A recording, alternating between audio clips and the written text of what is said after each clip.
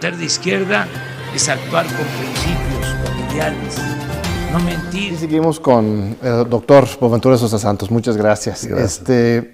Hice un viaje hace un año y medio, justo después de la victoria del observador en México, a Europa.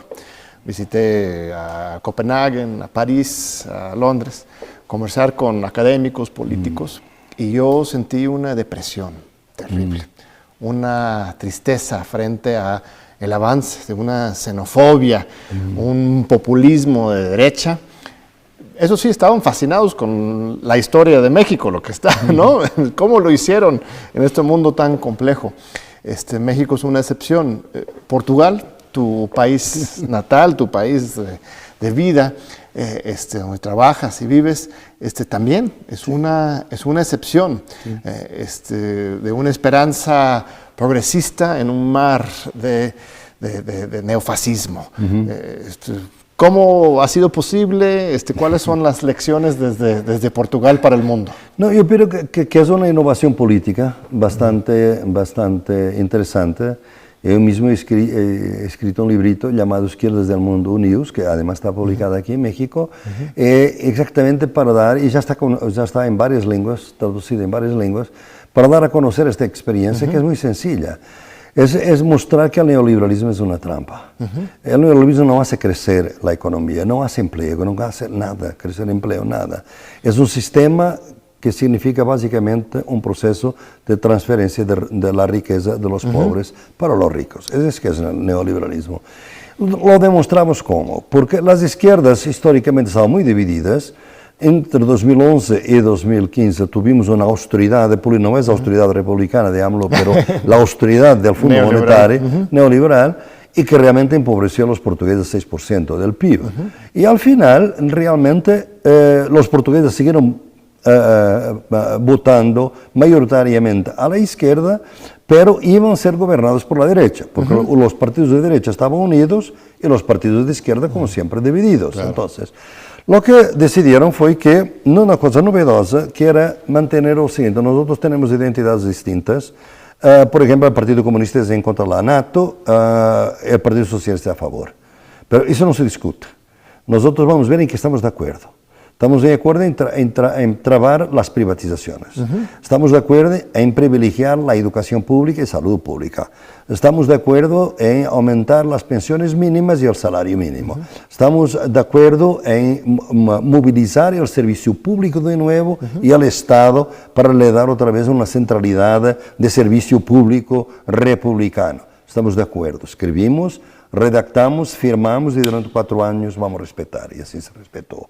Y fue, o sea, ¿cuál fue la lógica? Fue no hacer como en Grecia, de ser muy antiimperialista en el discurso, para no tener poder técnicamente para aprovechar las brechas, las ambigüedades de las directivas europeas que te permitían realmente realizar una política más moderada.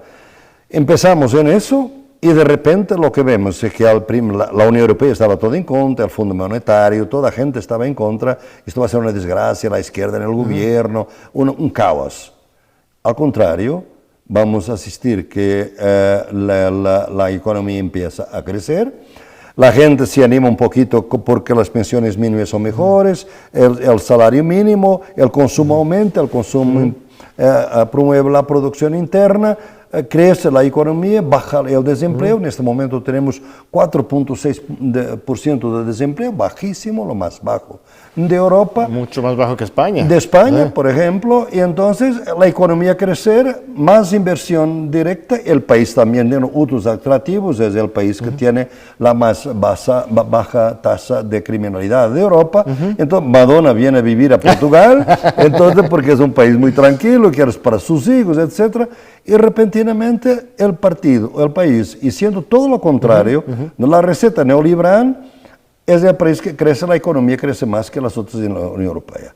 Probamos que el neoliberalismo es una mentira. Y esto tiene, digamos, impacto internacional. Esto es verdadero en todas partes. Porque si tú lees realmente lo que dicen los de fondo, ya saben eso. Pero, obviamente, el capital financiero quiere sus ganancias, básicamente, ¿no? Pero no nos han castigado al capital financiero, porque justamente como ejemplo, pues como Bolivia, otro país, esto genera coraje, resentimiento, miedo de Claro, esos sectores. claro, la propuesta era moderada, por no les crear bastante miedo, y también tenemos que tener en atención que es ya con el problema del Brexit. O sea, si Europa sigue una posición de que realmente nada de bueno viene de la Unión Europea, los estados quieren hacer cosas buenas, pero la Comisión Europea es totalmente neoliberal, más gente va a pensar en el Brexit. Y si hay dos Brexits, la Unión Europea acaba. Entonces también este entorno fue realmente beneficioso.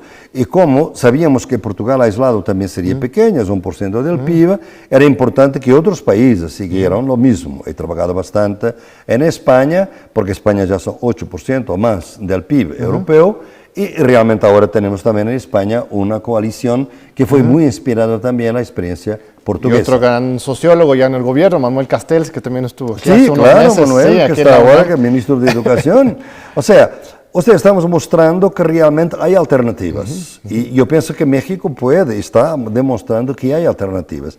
Realmente elas son todas moderadas, no tiene un discurso muy agresivo, demasiado agresivo, busca obviamente las contradicciones del sistema y busca aprovechar, obviamente necesita también que las fuerzas sociales, políticas que apoyan este proceso no desistan rápidamente. Yo pienso que aquí en México lo que me está preocupando un poquito es que algunos que estaban enteramente con este proceso de la 4T, de repente ya no creen que eso sea posible, pasó solamente un año, es muy poco. ¿Por qué que digo esto? Porque esto es importante para Europa, es importante para el mundo. Y te quería mencionar exactamente qué se está pensando. Yo soy miembro del Consejo Internacional del Foro Social Mundial. Como tú sabes, el Foro Social Mundial nació como una alternativa al Foro Económico de Davos. Así es. ¿No? La Y entonces, contraparte desde Sudamérica, a partir de exactamente. los gobiernos En 2001, progresistas. al mismo tiempo, tuvimos un diálogo directo entre George Soros y nosotros en Porto Alegre, en Davos, para mostrar que había dos foros, ¿no? Así es. Claro que el Foro Económico es el capital y tiene mucho más fuerza. El Foro Social Mundial, de alguna manera, tuvo crisis a lo largo de este Y tiempo. López Obrador le hizo el feo, ¿eh? No fue. No Ahorita, fue. hace unas semanas, el Foro Económico, Hizo muy bien. él mandó a algunos miembros de su gabinete a escuchar, pero él no fue. Es un honor para mí que él no haya ido, ¿no? Yo ya soy un poco fan de él, ahora me quedo todavía más, ¿no? Porque es coraje de hacer esto y hice muy bien de no ir. Y hay otro tipo de cosas que se están realizando ahora de aliados de los Estados Unidos para liquidar a Irán y que quieren aliados incondicionales, y Claro. México se queda un poco por de fuera, dice, muy bien, lo hace. Entonces, yo pienso que estas experiencias novedosas van a ser muy importantes para alimentar los movimientos sociales, las iniciativas locales que en varias partes del mundo se están realizando, porque la gente necesita de sobrevivir y tiene que sobrevivir en contra de este neoliberalismo que produce hambre, que produce muerte, violencia, asesinatos, violencia de las mujeres. El feminicidio está aumentando en el mundo, el trabajo esclavo está aumentando en el mundo. Entonces, todas estas alternativas, mismo las más moderadas, son importantes para dar una idea al mundo. Y entonces surgió la idea, y fue deliberada, que México será el país donde se va a realizar el próximo. Ya está tomada la Ya decisión. está tomada la decisión. ¿En qué año será? Y será en 2021, el próximo año, quizás en enero, la fecha no está determinada. Yo soy miembro del Consejo Internacional, ayer tuve una reunión aquí en la OACM, la Universidad Autónoma de Ciudad de México, para discutirmos y es muy importante que los mexicanos se apropien de la idea, porque yo pienso que en este momento es más importante, el Foro Social Mundial es importante, pero México es más importante para el Foro Social Mundial que el Foro Social Mundial para México. México está en un proceso de renovación y hay que obviamente darle voz y darle amplitud internacional. Pero México también va a permitir al Foro Social Mundial devolver un poco la esperanza. Claro. La esperanza de alternativas. Y eso puede traer miles, centenares de miles de personas a México para discutir realmente cosas que quizás no se están discutiendo ahora, que son todas estas alternativas al desarrollo. Un gran proceso. laboratorio de experimentación de pensar, un nuevo Exactamente, pensamiento el futuro. crítico y práctica. Claro. porque el Fondo Social Mundial se ha perdido un poco su presencia, pues, naturalmente con la derrota de los gobiernos de izquierda, se ha perdido un poco la brújula, revivirlo, fortalecer desde puede México. encontrar acá. Aunque uno de los problemas que te puedo anticipar es que pues, aquí nuestras izquierdas están un poco divididas, como mencionas. Un poco es favor. Yo que apoyo la 4T, el gobierno, críticamente, hay que criticar, de repente me llama la atención que hay muchos que son muy rápidos, capaces de reconocer los grandes logros de los gobiernos de izquierda, aunque sean las muy moderadas, de Brasil, de Bolivia, de Portugal, de Ecuador, pero de repente cuando hacemos lo mismo aquí, esas mismas voces mexicanas dicen, no, muy moderado, muy extractivismo, críticas legítimas, pero no son capaces de valorar esas mismas experiencias en su propio país. Entonces tenemos de repente una división fuerte. Sí vengan las experiencias internacionales, pero aquí lo que estamos viendo en México como que no se debería comparar. ¿O cómo lo explicas? No, yo pienso que eso es una actitud muy nefasta y que ahora es todavía más irresponsable, a mi juicio, ¿no? Porque ahora sabemos lo que hace la derecha y la extrema derecha cuando los gobiernos fracasan. Así es. Lo que está pasando en Bolivia, lo que pasó en Argentina, lo que está pasando en Brasil, muestra que el fracaso es una cosa muy dolorosa. No es simplemente un cambio de gobierno, es un cambio de régimen que hace para neutralizar cualquier posibilidad de futuro. Por eso, si AMLO va a fracasar, la 4T fracasa, no puedes decir que fracasa ahora para seguir el próximo sexenio, no, es fracasar por mucho tiempo. Así es. Es la idea de neutralizar la idea por mucho tiempo. Entonces, hay que luchar por la viabilidad de las cosas. Por ir más allá. Y por intentar de no desistir a la primera, porque eso es una situación muy confortable, porque la política, los contextos internacionales, que a mí tampoco me gusta, obviamente, lo que México está se transformando en la frontera sur de los Estados Unidos. No me gusta para nada, ¿no? Claro. Pero no voy a decir que todo el proceso que AMLO está intentando es malo porque hay eso hecho. Claro. Yo estoy consciente de las condiciones, gustaría que pudiera encontrar una manera productiva para la gente, que no esté ahí casi internada y presa de alguna manera debido a esta imposición de los Estados Unidos sobre AMLO. Sabemos las desigualdades de poder que existen, sabemos la capacidad que el imperio tiene de destruir cualquier alternativa. El imperio decadente es la diferencia con China, si es un imperio. Es que el ascendente tiene capacidad de construir, mesmo que sea a costa de algunos sacrificios nuestros, ¿no? Perdemos autonomía. El imperio decadente destruye, sobre todo, es bueno a destruir. A construir ya es otra cosa, yo no sé lo que van a hacer en Bolivia, pero basta hablar con la gente y ver lo que está pasando, son muy buenos a destruir. A construir, para nada. Bolsonaro destruye casi todo lo que Lula hizo. De nuevo, ¿qué tiene? O sea, muchos años de lucha, de construcción, claro, se pueden caer en unos meses. Hay que tener cuidado y aquí yo diría que la gente de izquierda, que no tiene que ser muy radical, menos radical, no puede ser ingenuo, porque ya fracasaron los otros y ya vieron las consecuencias. No se consiguió lo que Álvaro decía, que obligamos a la derecha a ser un poquito más moderada porque nosotros damos esperanza a la gente. No, la derecha cuando llega es con venganza para destruir todo y crear un cambio de régimen que neutralice por mucho tiempo la posibilidad de esperanza para las mayorías. Sí, es lo que yo siempre insisto también a uno. El tema de los Estados Unidos es terrible, ¿no? Como en lo que ha ocurrido en México, no por voluntad del observador, sino por la imposición de estas políticas, otros asuntos que hay que criticar, pero el contexto para la lucha social, si al final de cuentas el cambio viene de la lucha social, ¿no? Lo que necesitas es un contexto en que tengas oxígeno, que puedes estar proponiendo cosas y no dedicando todas tus energías, por ejemplo, a sacar a los presos políticos de la cárcel.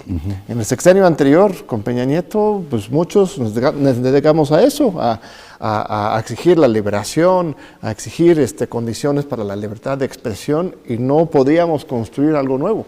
Hoy, por lo menos, hay un contexto para esa construcción, ¿no?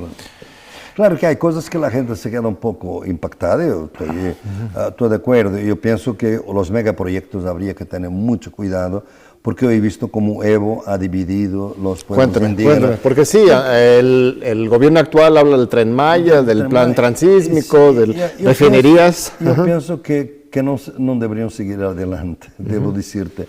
Porque van en contra de todo lo que se está pensando internacionalmente, del respeto por el planeta, por la ecología, y sobre todo porque hay instrumentos internacionales que obligan a una consulta previa. Pero la consulta tiene que ser genuina. Tú no puedes hacer una consulta mostrando a la gente solamente los ventajas de un tren o de lo que sea. Claro. Tienes que mostrar los inconvenientes, tienes que permitir que la gente tenga una capacidad de respuesta.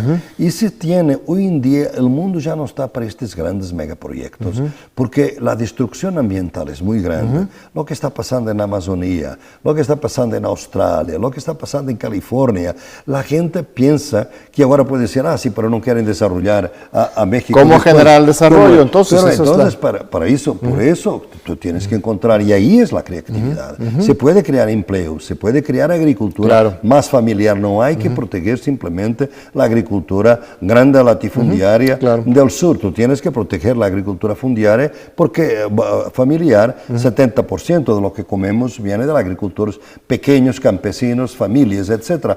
Hay que proteger, hay que crear formas alternativas de empleo. Realmente ecoturismo. El programa de Sembrando Vida, no sé si lo conoces, ¿no? Que es justamente esa idea. Puede ser por ahí, todo lo que sea grande de escala en este momento, que no tenga escala humana y que sea sin la participación de la gente, va a dividir. Evo diga lo que diga, dividió los indígenas, tanto así que había dos organizaciones SIDOB, dos CONAMAC, Rafael Correa demonizó a los indígenas, promovía los indígenas individualmente, pero demonizaba las dirigencias indígenas. No puede ser. Yo pienso que el movimiento indígena es fuerte en este. Por ejemplo, veo que en el colectivo del foro, decía ayer, hay que ver pueblos originarios acá, porque los pueblos originarios, que ahora son 20% de la población, según los últimos, además, mismo que sean menos, son más representativos cuantos menos son, porque son los que no fueron totalmente destrozados por el colonialismo y destruidos. Entonces, es muy importante que haya esa conciencia plurinacional e intercultural del Estado, porque México tiene que ser intercultural y para eso es demasiado tarde venir con megaproyectos que mismo el nombre ya es antihumano y ya asusta a la madre tierra, se queda inmediatamente asustada y no solamente los pueblos indígenas, y va a poner una opinión internacional en su contra, cuando AMLO en este momento tiene una opinión internacional muy buena. Yo tendría mucho cuidado por ahí. Sí, grandes temas. Ya estamos terminando, tenemos unos 2 minutitos, me están avisando. No hemos ni entrado en la cuestión más epistemológica, es el libro más reciente del autor de Sosa Santos. Terminamos con la universidad, porque aquí es donde estamos, en esta gran universidad. Muchos tenemos esperanzas que desde la universidad podemos regenerar el pensamiento civilizatorio, ¿no?